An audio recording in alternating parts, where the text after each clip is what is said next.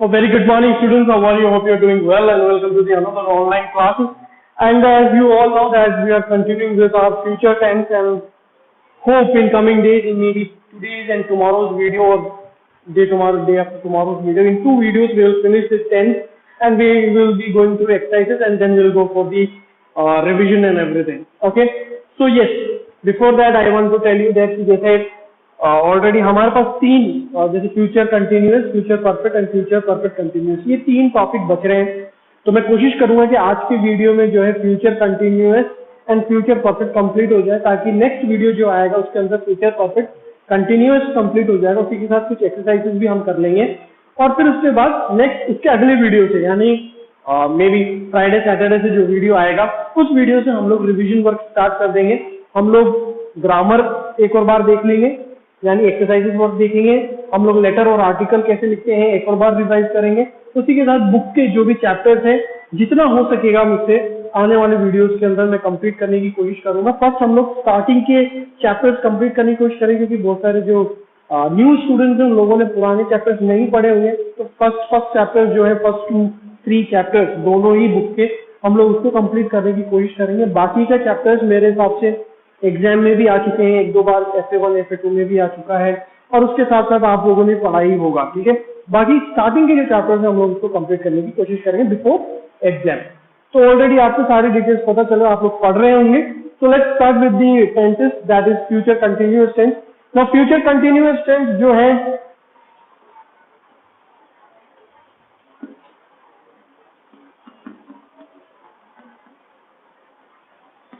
Future continuous tense. Now this is future जो है हमेशा ही एक तरीके से प्रॉब्लमेटिक नहीं कह सकते, थोड़ा बहुत कंफ्यूज रहता है, क्योंकि इवन दो हमें पता है कि वो फ्यूचर में है, तो बहुत सी ऐसी बातें हैं जो हम ग्रामेटिकली पढ़ते हैं बट नॉर्मली हम यूज नहीं करते हैं। फ्यूचर कंटिन्यूअस टेंस अलग चीज है, जैसे कि आप लोगों ने सबको पता है, यही हमारा टाइमलाइन है। ठीक है, past, present and future.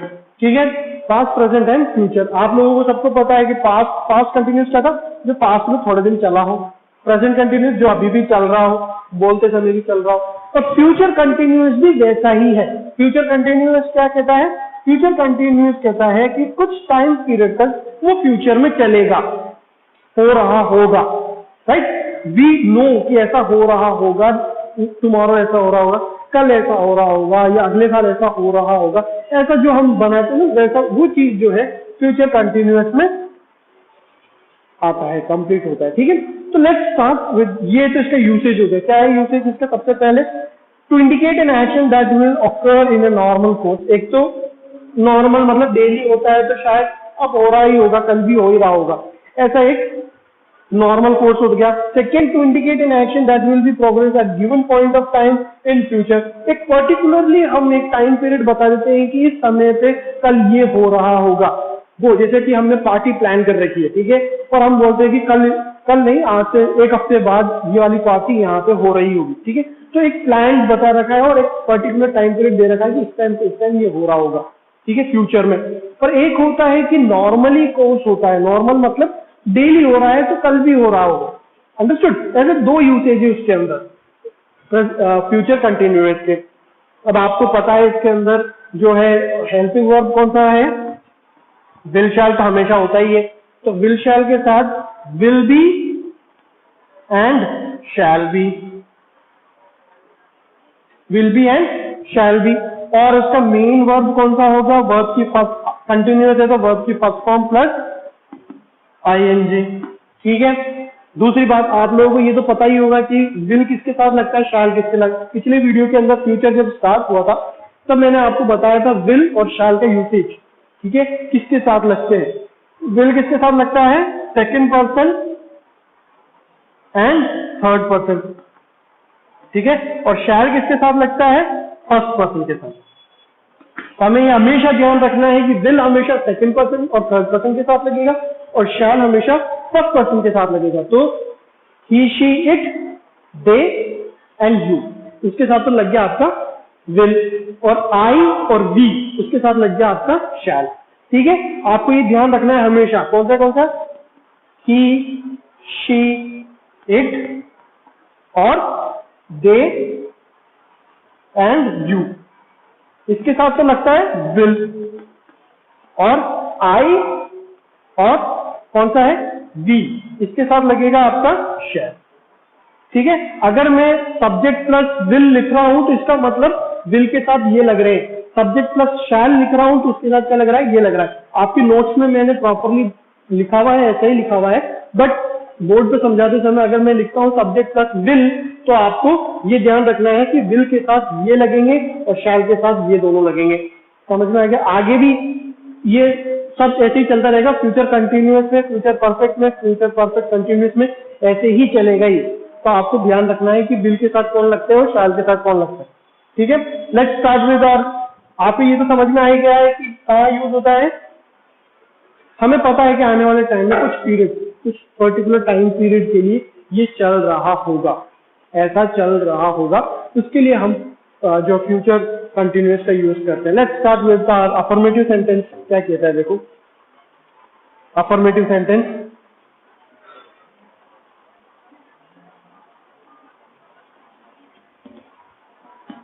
Affirmative के अंदर same subject plus will be और शैल बी है आपके पास ना, subject plus will be plus verb की आईएनजी फॉर्म प्लस ऑब्जेक्ट। वैसे ही subject plus shall be plus verb की फर्स्ट फॉर्म प्लस ऑब्जेक्ट। अब अगर सब्जेक्ट यहाँ पे सेकंड और थर्ड पर्सन है, जो मैंने आपको यहाँ पे बताया था, सेकंड और थर्ड पर्सन है तो विल, फर्स्ट पर्सन है तो शैल, शैल बी लगना ही, शैल बी तो है ही यहाँ पे। ठीक है, एक एग्जाम्पल देख लेते हैं।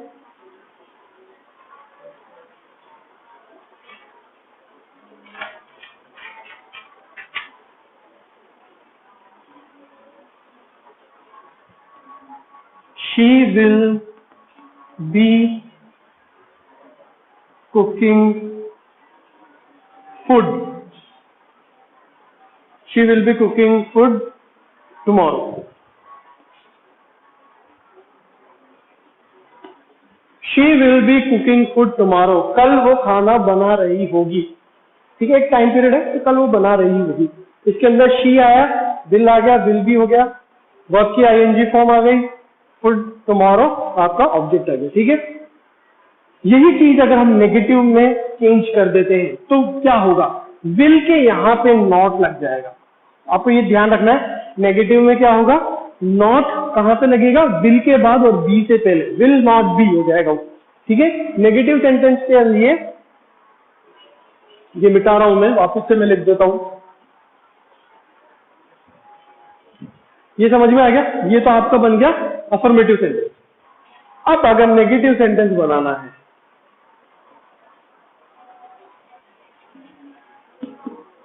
अगर नेगेटिव सेंटेंस बनाना है तो subject plus will not be. ठीक है, will not be plus verb की आईएनजी फॉर्म प्लस ऑब्जेक्ट। वैसे ही shall not be plus verb की आईएनजी फॉर्म प्लस ऑब्जेक्ट। ठीक है, तो यहां पे क्या हो जाएगा, will not be cooking food tomorrow.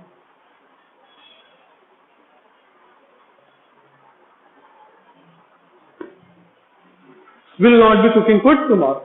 तो आपको पता ही है ये सब्जेक्ट का मीनिंग क्या है, विल के साथ कौन लगता है, शैल के साथ कौन आएगा, उसके साथ नॉट लग जाएगा बी से पहले, तो नेगेटिव सेंटेंस बन गया। अंडरस्टूड? अब हम नेक्स्ट देखने जा रहे हैं, और भी एग्जांपल्स जो हैं आपको मैंने वो जो हम नोट्स भेजते हैं उसमें और भी एग्जांपल्स है। ये मैं इसलिए फॉलो कर रहा हूँ अभी क्योंकि ये जो है तीनों में मैं आपको बना के दिखा दूंगा कि तीनों में कैसे चेंज हो रहे हैं। ठीक है, और भी एग्जांपल्स आपको बुक आपके नोट्स में मिल जाएंगे। तो इंट्रोगेटिव के अंदर सेम चीज हम कर देते हैं। इंट्रोगेटिव आपको पता है, अगर यस और नो है तो क्या होगा। ठीक है, आप मेरे से पहले ही बना सकते हैं इंट्रोगेटिव। तो इंट्रोगेटिव कैसे बनेगा, विल या शैल, दोनों में से एक आ जाएगा, plus subject according to the will और शैल के हिसाब से सब्जेक्ट आएगा, या सब्जेक्ट के हिसाब से, ये ध्यान रखना, सब्जेक्ट के हिसाब से विल और शैल को लगाना है आपको, ठीक है। बी वर्ब की ING form plus object plus question mark, ठीक है। ये नहीं बोलना है आपको, क्वेश्चन मार्क नहीं बोलना है। तो क्या बन गया, क्या बनेगा sir sentence, will she be cooking food tomorrow, will she be cooking food tomorrow, क्या वो खाना बना रही होगी कल, ठीक है, बना रही होगी, तो will she be cooking food tomorrow. जैसे ही अगर यहाँ पे शी की जगह और कोई आ जाता या बी आई आ जाता, शैल आई हो जाता, ठीक है, तो शैल आ जाता, बाकी ऐसे जैसे चलेगा, ठीक है। तो यहाँ तक आपको सेंटेंस समझ में आ जाएगा इंट्रोगेटिव में क्या होगा। और वैसे ही अगर WH वर्ड भी लगाना है, ये सेंटेंस में अब विल आ गया, यस और नो क्वेश्चन आ गया, इसलिए हो गया। तो हम नेक्स्ट एक और सेंटेंस भी बना देता हूँ जिसमें WH वर्ड का भी यूज हो जाए। तो WH वर्ड में क्या होगा, WH word plus will shall plus subject plus be plus verb की ING form plus object plus question mark, ठीक है। तो इसका दूसरा सेंटेंस बनाना, हाउ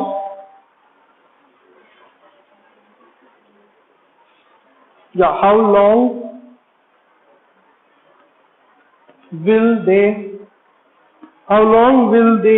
बी ट्रैवलिंग,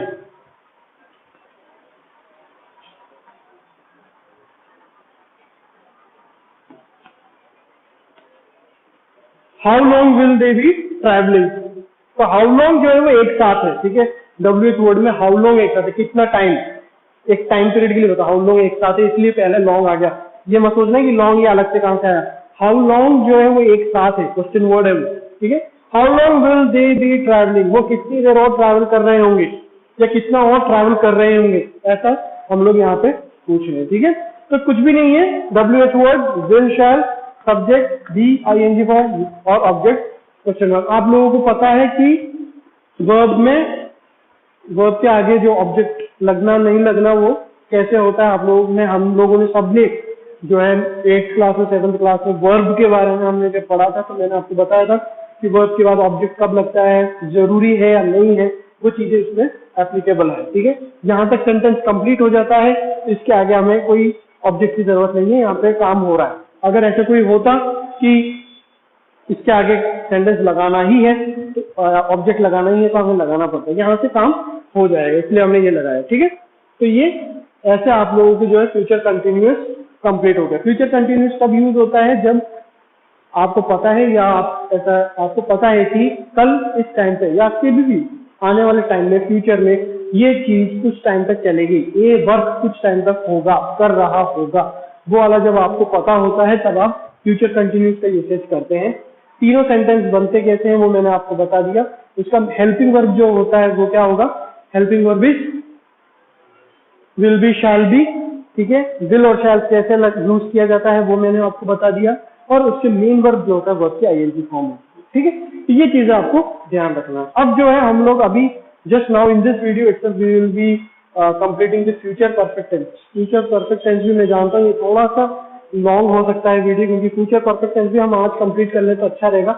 तो the next video future perfect continuous रहेगा, तो वो इतना फिर आप लोगों को इतना प्रॉब्लम नहीं आएगा। इसलिए मैं चाहता हूँ कि ये 2 दिन की वीडियो के अंदर ही हम लोग जो है ये सब कंप्लीट कर पाए, टेंस कंप्लीट हो जाए, ताकि हम रिवीजन स्टार्ट कर सकें।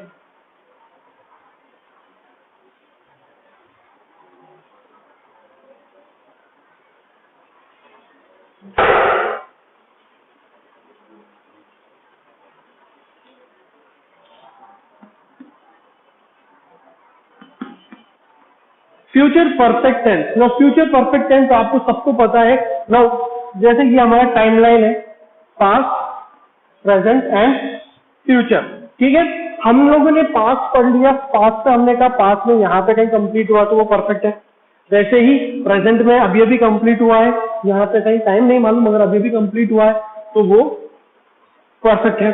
और फ्यूचर में भी आपको मालूम है कि एक टाइम पीरियड तक कंप्लीट हो चुका होगा, कंप्लीट हो चुका होगा, यानी ये अगर आपका परफेक्ट फ्यूचर है तो यहाँ पे टाइम पे कंप्लीट हो चुका होगा, ये आपको मालूम है। उस जगह पे हम जो है फ्यूचर परफेक्ट टेंस यूज करते हैं। एक बार देख लेते हैं, मैंने नोट्स में लिखा है, पॉइंट्स लिखे हैं। This tense is used to describe an action which will be completed at some point of time in the future। एक फ्यूचर पीरियड में वो कंप्लीट हो चुका होगा, एक टाइम पीरियड तक वो कंप्लीट हो चुका होगा, उसके लिए हम फ्यूचर परफेक्ट टेंस यूज करते हैं। मैं आपको इसमें बता देता हूं क्या क्या है। I shall have finished this work by tomorrow. I shall have finished this work by tomorrow। इसका मतलब क्या है? I shall have finished this work tomorrow, मैं ये वर्क कल तक कंप्लीट कर चुका हूँगा, है ना, या होगा, जो भी आप बोलते हैं, ये कंप्लीट हो चुका होगा। टुमारो तक आपने एक टाइम पीरियड लिखा है टुमारो का, वो टुमारो तक, अभी आप प्रेजेंट में हैं आज, और आप कहते हैं कल तक। कल तक हमने टाइम नहीं बताया कि भाई 6 बजे शाम को या 5 बजे या दिन में या सुबह है, मगर हम कह रहे हैं कि कल तक ये काम कंप्लीट हो चुका होगा, ये वर्क जो है कंप्लीट हो चुका होगा। तो उस जगह पे हम फ्यूचर परफेक्ट टेंस का यूज हम करते हैं।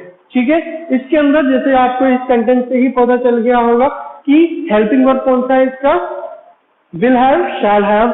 ठीक है, विल हैव, शैल हैव इसका हेल्पिंग वर्ब है और वर्ब की थर्ड फॉर्म। ठीक है, तो हेल्पिंग वर्ब आ गई आपकी विल हैव या शैल हैव। ठीक है, और उसका मेन वर्ब आ गया आपका वर्ब की थर्ड फॉर्म। ठीक है, तो विल के साथ क्या यूज होता है और शैल के साथ क्या यूज होता है वो आपको ध्यान है। हैव दोनों जगह लगेगा और वर्ब की थर्ड फॉर्म, वर्ब की थर्ड फॉर्म हर परफेक्ट के अंदर वर्ब की थर्ड फॉर्म ही लगी हुई है, वो आपको भी मालूम है। तो लेट्स सी कि भाई इसका अफर्मेटिव वगैरह बना के देखते हैं। ठीक है,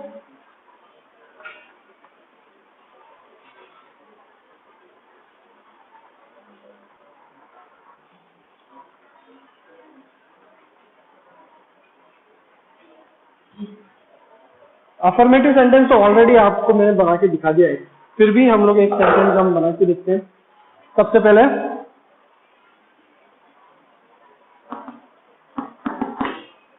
अफर्मेटिव सब्जेक्ट यानी फर्स्ट पर्सन थर्ड पर्सन को देख लेना। Subject plus will plus have plus verb की थर्ड फॉर्म प्लस ऑब्जेक्ट। वैसे ही subject plus shall plus have plus verb की थर्ड फॉर्म प्लस ऑब्जेक्ट। ठीक है, सिंपल सा है, ज्यादा कुछ उसमें है नहीं। शैल हैव वर्ब की थर्ड फॉर्म ऑब्जेक्ट, सब्जेक्ट आपको शैल, सब्जेक्ट के हिसाब से विल और शैल बदलेगा। ठीक है, वी शैल, अभी जो हमने जो एग्जाम्पल लिखा वो भी उसी का है। We shall have cooked the food by the evening. क्या बोलता है? हम शाम तक खाना बना चुके होंगे। ठीक है, यानी कुछ टाइम पीरियड में शाम के टाइम तक ये कंप्लीट हो जाएगा, ये वर्क कंप्लीट हो जाएगा, वो बता रहे हैं हम, तो शाम तक खाना बना चुके होंगे। ठीक है, तो वैसे ही ये आपका अफर्मेटिव सेंटेंस है। इसी अफर्मेटिव सेंटेंस को अगर आप नेगेटिव बनाना चाहते हैं तो क्या बनेगा? नेगेटिव हमेशा विल और हैव के बीच में नॉट लग जाएगा। ठीक है, नेगेटिव सेंटेंस अगर आप बनाना चाहते हैं तो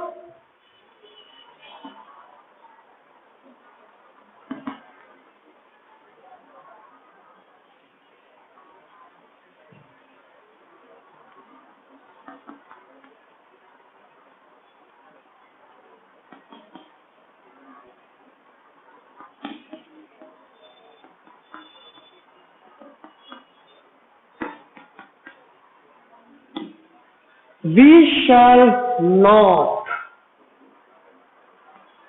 have cooked the food by the evening. हम नहीं कर चुके होंगे, ठीक है, we shall not.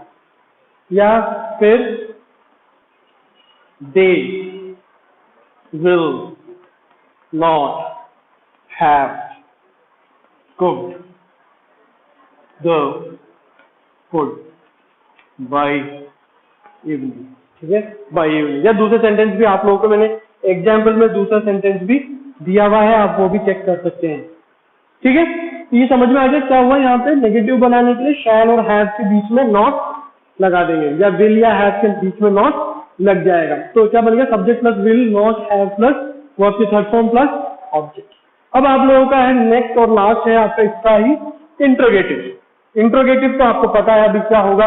इंट्रोगेटिव में विल या शैल आगे आ जाएगा और हैव सब्जेक्ट के बाद हो जाएगा, ठीक है.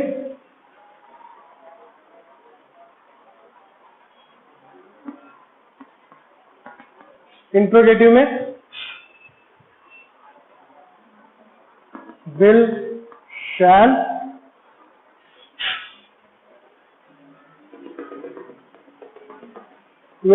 के बाद जो है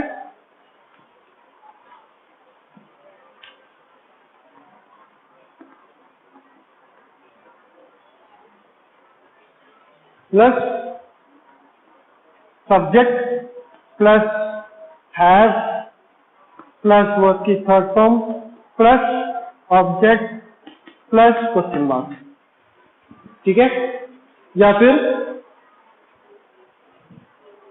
WH word plus will shall plus subject plus have plus verb की third form plus object plus question mark, ठीक है. तो will he have gone before I reach, will he have gone before I reach. क्या वो मुझसे पहले पहुंच चुका होगा, ठीक है. What will he have eaten before he sleeps, क्या खाया होगा. What will he have